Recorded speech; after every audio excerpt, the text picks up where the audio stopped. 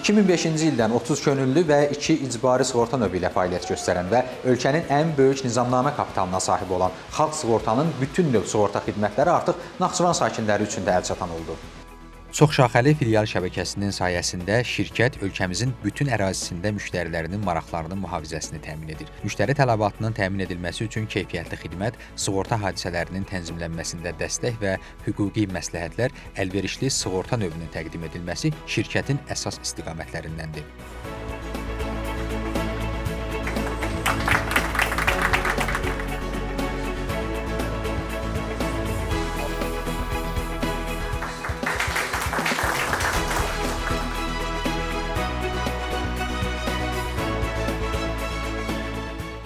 Biz operativik, müştərilərimizə tez, vaxtında, anında xidmət göstəririk. Bu, həm sığorta hadisəsindən baş verməzdən öncə, yəni sığorta müqaviləsi bağlanarkən və ondan sonra sığorta hadisəsi baş verdiyi halda da ödənişləri tez həyata keçirdirik. Gələcəkdə sığortalanan Naxçıvan əhli, Naxçıvan cəmiyyəti maddi rifahlarının pozulmamasını nəzərə alaraq sığorta məhsullarından kifayət qədər rahat şəkildə istifadə edə biləcəklər.